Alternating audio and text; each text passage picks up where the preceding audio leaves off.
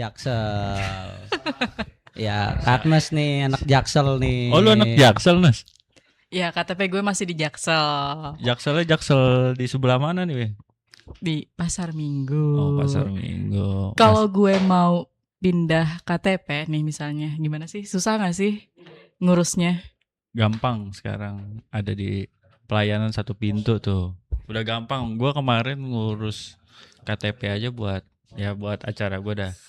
Itu Acara apa ya, Mas? Kalau boleh tahu. acara keluarga. Nah, Mau itu ganti status ya? Ya, mau ganti status. itu ya nggak ada setengah jam lah udah jadi, udah kecetak cepet Langsung sekarang. kecetak Iya. ya? Udah bagus pelayanannya emang di Depok ini. Hmm. Tinggal lu datang bawa persyaratannya. Di Pemkot tuh ada namanya MPP. Nah, di situ cepet di situ. Jadi kalau buat ngurus-ngurus KTP sekarang sudah dipermudah banget Sudah ya. dipermudah. Tapi gue denger di Depok ini masih banyak warga yang tidak tercatat kependudukannya. Ya. Jadi dia tinggal di Depok tapi tidak memiliki KTP manapun malah di kalau yang ini gitu. Dan dia tinggalnya pun nggak dalam waktu jangka pendek. Lama dia, bertahun-tahun. Ada yang sampai belasan tahun. Bahkan mungkin ada yang sampai puluhan lah. Nah itu yang jadi PR besar bagi Pemkot Depok tuh untuk melakukan ya bagaimana nih bisa jadi warga Depok ini. Karena potensi juga. Jadi satu tempat ada berapa ribu orang. Nah, ya salah satunya kemarin itu di bulan 5 ya, kemarinan itu tuh ada pendataan di Kampung Baru Harjamukti, ya kan. Di sana itu banyak penduduk ilegal. Ilegal. Jadi ilegal ini artinya nggak ber-KTP Depok gitu ya, Kak Agnes? Nah, benar. Seperti Kak Agnes dong kayaknya. Kalau gue kan tetap ber-KTP, tapi hanya di sini tuh gue di Depok itu kerja, ya kan. Kalau kependudukannya jelas kalau gue bahkan ya walaupun di Jakarta Selatan gitu. Tapi kalau yang ini dia tidak memiliki KTP, tapi dia tinggal stay di Depok. Dia tinggal di Depok, kerja di Depok, tapi nggak punya KTP Depok. Nah, itu dia. Karena mereka tinggal di lahan yang memang bukan milik mereka gitu kan. Iya. Jadi yang kemarin itu ya itu setelah adanya kejadian di Harjamukti itu, gubernur kita KDM datang kan ke sana untuk mengecek nih lokasinya kayak gimana keadaannya. Terus ya banyak sih warga yang mengeluh akan hal itu kan, mereka tidak bisa memiliki KTP gitu kan. Terus ya diutuslah ceritanya nih Pemkot untuk pendataan. Setelah didata itu didapati kurang lebih 91 kakak. 91 kakak ya. 91 kakak yang tidak memiliki KTP. Jadi totalnya itu kakaknya ya 91, totalnya itu ada 299 jiwa. Jadi yang tinggal di sana tidak memiliki KTP maupun akte gitu. Jadi ya gimana ya mau dibilang ya memang penduduk ilegal jatuhnya kan. Karena mereka tinggal di sana, tinggal bukan di lahannya, tapi pengen punya KTP Depok gitu. Jadi ya pemerintah juga bingung mau gimana. Tapi terakhir sih yang gue tahu, mereka ini ya setelah didata dibikinkan KTP, ya tapi setelah itu kalau nggak salah dibekukan lagi. Dibekukan? Kenapa dibekukan alasannya?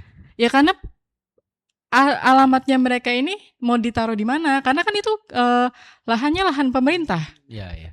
Ada lahan pemerintah, ada lahan Seknek, Sekretaris Negara kan di situ kan.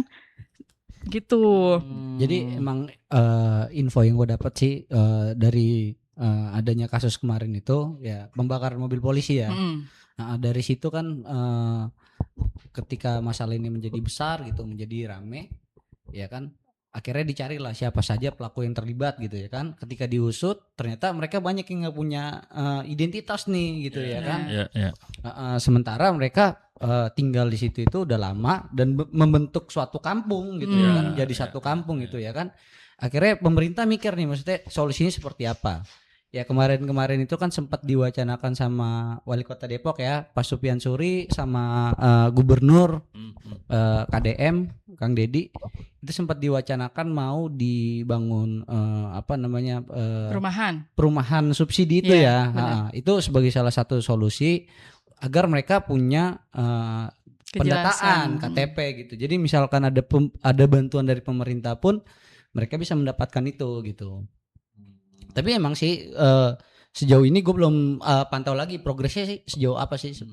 Gimana sih Kak Nas? Ya itu tadi sudah didata semuanya, udah dibikinin KTP. Tapi yang terakhir gue tahu ternyata KTP mereka pun dibekukan lagi gitu. Dan emang itu menjadi salah satu kendala di Sdukcapil sih sebenarnya. Dia bisa aja sebenarnya bikin KTP dengan banyak lah gitu. Tapi dia berdiri di atas tanah milik orang. Nah, jadi harus ada sesuai izin dulu dari pemilik tanah itu untuk dipakai alamatnya. Nah, sampai saat ini kendalanya di situ. Nah, itu dia, makanya mungkin jadinya dibekukan lagi walaupun sudah jadi KTP-nya gitu. Tapi kan nggak hanya di Harjamukti doang ya?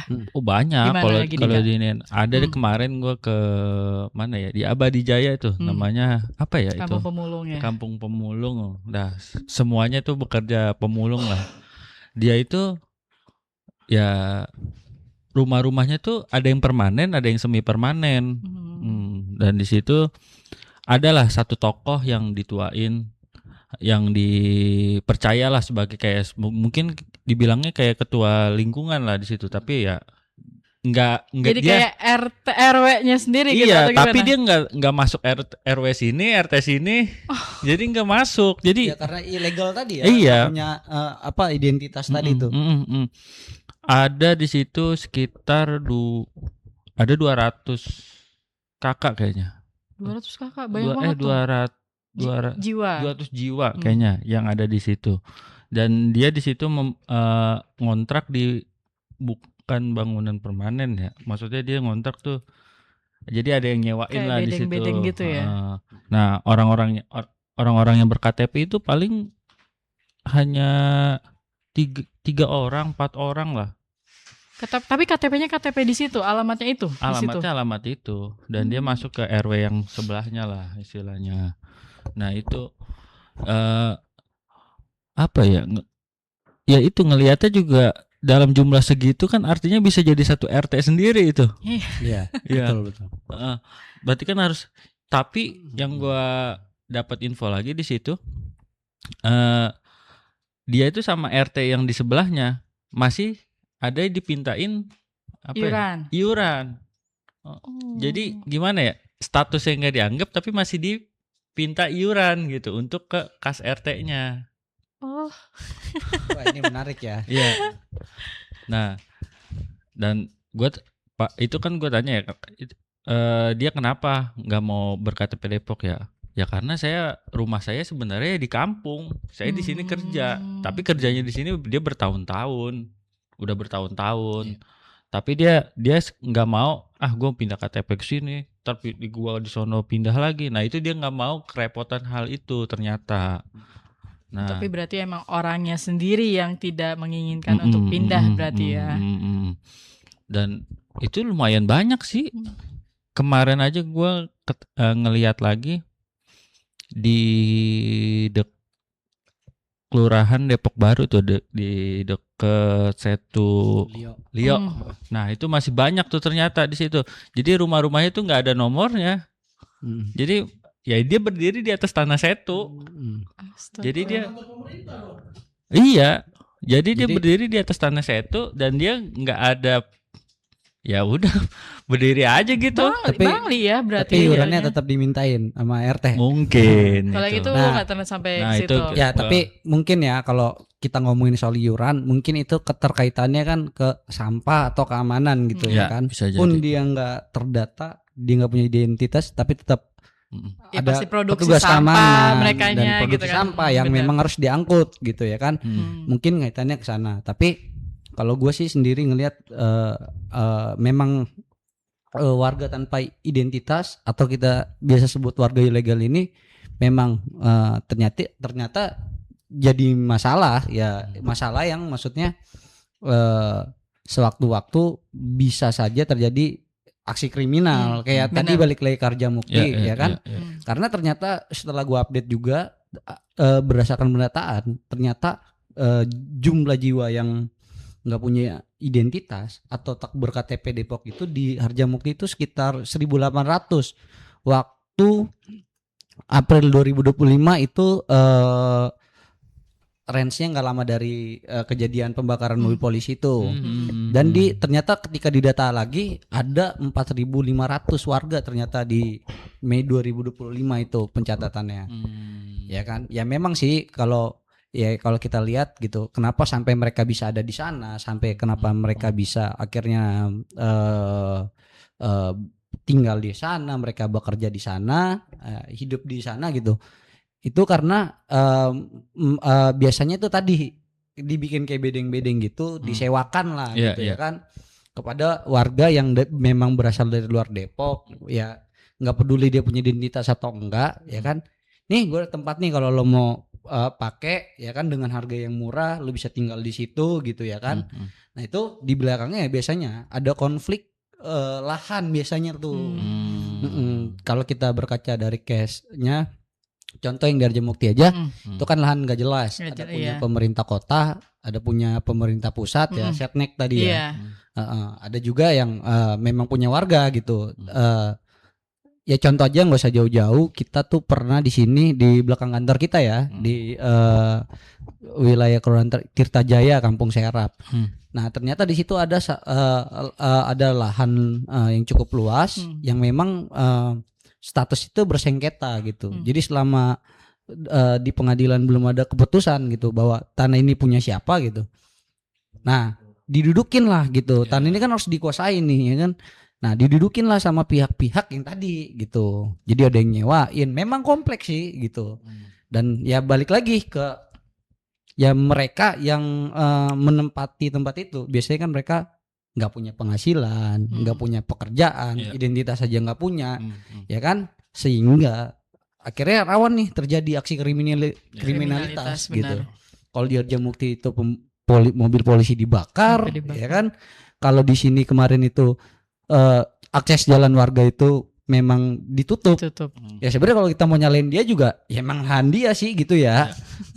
Terus akhirnya dia nutup gitu. Ya itu kan salah satu dampak yang sangat mungkin terjadi gitu dari peristiwa ini. Dan juga kalau untuk dampaknya juga kayak model UHC-nya. Ya, betul. Jadi kan kalau misalnya UHC itu kan sebenarnya kan bisa dinikmati banyak orang ya. Tapi kalau dia sendiri nggak memiliki KTP, gimana dia mau menikmati itu gitu kan? Dia bayar mandiri. Nah otomatis harusnya kayak gitu kan. Jadi kan nyusahin diri sendiri ya. Nah sama gue kemarin juga sempat dengar kayak ketika dia meninggal, ada satu keluarga yang meninggal. Nah dia tuh bingung sebenarnya mau makamin di mana, karena kan kalau di Depok ini harus pakai sesuai prosedur. KTP-nya ada warga sini, KTP sini tercatat. Nah sedangkan kemarin pas gua tanya ya kebanyakan sih dipulangin ke kampung. Nah di situ kan dia ada biaya kos buat ambulannya yang mahal gini. Padahal keluarganya juga udah banyak yang di sini gitu. Akhirnya mau nggak mau ya dia bawa ke sono.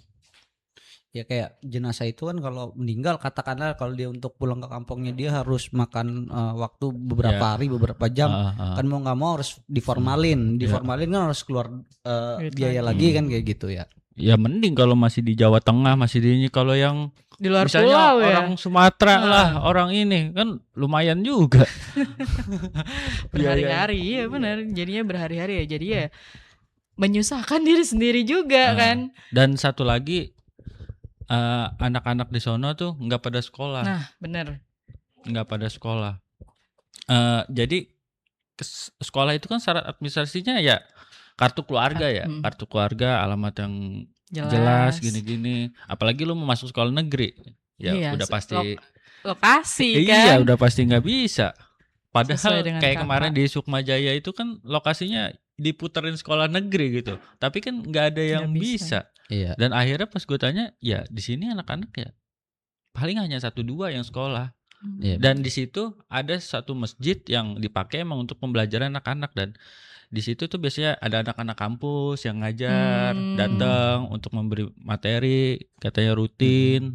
Nah, paling anak-anak ya dapetnya pembelajaran dari situ. Jadi tapi nggak punya ijazah jadinya.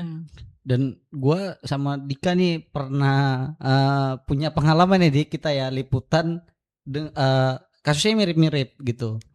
Ya kalau kita ngeliat dari latar belakangnya, balik lagi tadi mereka warga yang datang ke Depok nggak punya identitas, mereka tuh disebut dengan istilah penggarap lahan lah mereka itu. Iya. Di apa Dik, Sukatani ya, Kampung Merah Putih. Kampung Merah Putih. Ya jadi sebelum ada KMP, Koperasi Merah Putih udah ada Kampung Merah Putih dulu ya Dik. Kampung Merah Putih, jadi, ya bener. Di situ itu kasusnya ya ini tadi gitu. Ya biasanya dari hal-hal yang ini muncul hal baru, yaitu aksi kriminalitas tadi gitu. Kalau yang waktu kita garap apa di pencabulan ya? Ya pencabulan. Bahkan sampai akhirnya kasus pencabulan ini pun menyedot perhatian dari Komnas PA ya, Ketua Komnas PA ya, Bang Aris almarhum ya, almarhum Aris Merdeka Sirait itu sampai turun untuk ngawal kasus ini gitu. Karena pelaku dan korban sama-sama warga di kampung situ gitu. Nggak memiliki identitas yang jelas berarti gitu ya. Kan kalau kayak gitu juga prosesnya juga bikin ribet nggak sih kayak gitu kan? Ya, pastilah. Dan itu juga kan gue beberapa waktu lalu emang gue sempat wawancara di Stuttgart juga ya. Kalau emang ini bisa diakomodir semua ya, artinya ini peluang bagus buat Pemkot Depok. Pertama bisa menambah mungkin dari pajak, sektor pajak, dari ini ya. Jadinya Depok semakin ini, jadi nggak ada warga-warga yang cuman menu-menuhin Depok lah istilahnya.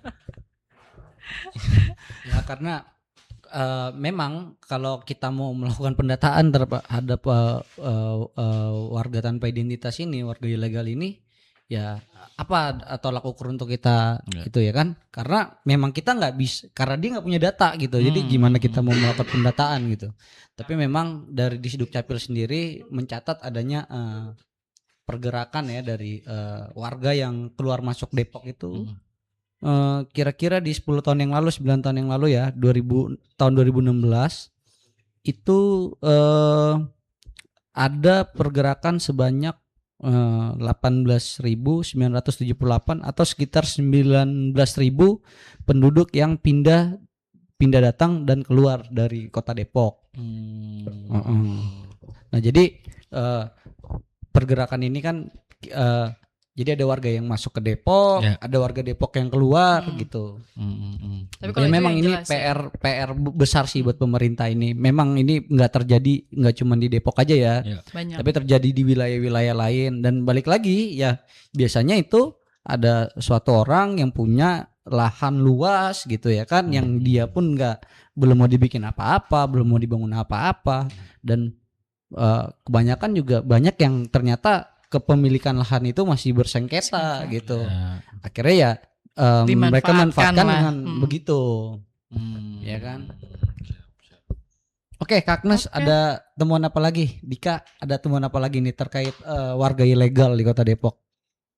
Ya, paling itu sih. Jadi selalu melakukan liputan, wawancara yang mereka nggak punya KTP, terus anak yang nggak sekolah, apa sih yang mereka harapkan gitu? Sebenarnya gimana ya, ditanya harapan tuh hanya segelintir orang yang berharap ya semoga ada pemerintah yang melihat, tapi sisanya ya udah mikirnya tuh udah yang penting gue kerja aja di sini, yang penting gue bisa kerja di sini, ya gitu aja.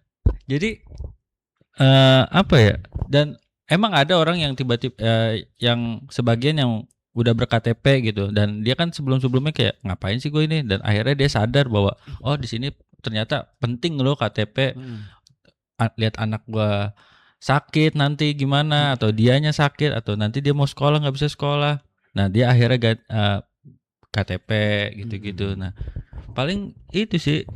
Dan ternyata di case yang tadi kita pernah liputan bareng, ternyata ada juga oknum berseragam yang tinggal di situ ya, Dik.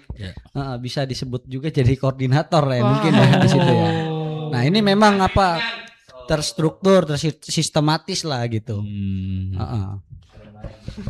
Kalau yang gue temuin di lapangan sih, ada mungkin ya beberapa keluarga yang tidak memiliki KTP dan KK Depok, tapi memang karena mereka kesulitan ekonomi untuk mengurus itu, atau mereka masih nggak ngerti gunanya itu. Memang ada beberapa kayak di benar-benar di ujungnya di Cimpaen, di Lewinanggung itu kayak gitu masih ada tuh keluarga-keluarga yang memang dia tidak punya kakak, tidak punya KTP, tapi setelah kayak lurah datang, akhirnya sama lurah dibikinin lah kependudukan itu gitu.